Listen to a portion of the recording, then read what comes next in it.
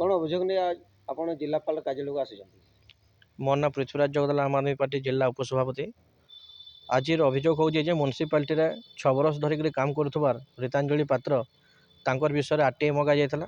ଆଉ ଆର୍ଟିଆଇ ମାଗିଲା ପରେ ଜଣାପଡ଼ିଥିଲା ଯେ ସେ ଯେନ୍ ସ୍ୱଚ୍ଛ ସାଥୀ ସୁପରଭାଇଜର ଅଛନ୍ ସେ ସମ୍ପୂର୍ଣ୍ଣ ଡକୁମେଣ୍ଟ ଦେଇଥିଲେ ଯେ ମାନେ ତାଙ୍କର ଯେଉଁ ଶିକ୍ଷାଗତ ଯୋଗ୍ୟତା ମେଟ୍ରିକ୍ +2 +3 ଦେଇଥିଲେ ତା ସମ୍ପୂର୍ଣ୍ଣ ଭାବରେ ଜାଲିଆତି, ଯାହା ଆର୍ଟିଆଇ ମାଧ୍ୟମରେ ମ୍ୟୁନିସିପାଲିଟି ଅଫିସରଙ୍କୁ ଦେଇଥିଲା।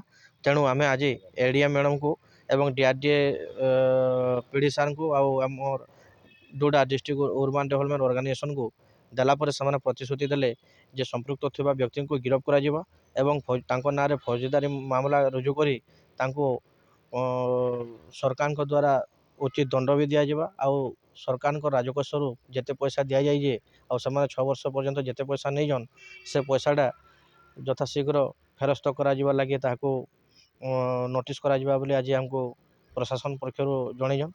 ଆଉ ଆଗାମୀ ଅଧ୍ୟାୟରେ ବାକି ରହିଲା ଏବଂ ସୋନପୁର ଜିଲ୍ଲାରେ ଯେନ୍ ଅଛନ୍ ଆମର ସମସ୍ତ ଜନସାଧାରଣଙ୍କୁ ଜଣାଇ ଦିଆଯାଉଛି ଯେ ଆଗାମୀ ଅଧ୍ୟାୟରେ ଯଦି ସୋନପୁର ଜିଲ୍ଲା ମ୍ୟୁନିସିପାଲିଟି ଅଫିସରମାନେ ସମ୍ପୃକ୍ତ ଥିବା ବ୍ୟକ୍ତିମାନଙ୍କୁ ଗିରଫ ନ କରିବେ ତାହେଲେ ରାଜରାସ୍ତାରେ ଆମ୍ ଆଦମୀ ପାର୍ଟି ରାଜରାସ୍ତାକୁ ଓହ୍ଲାଇବ।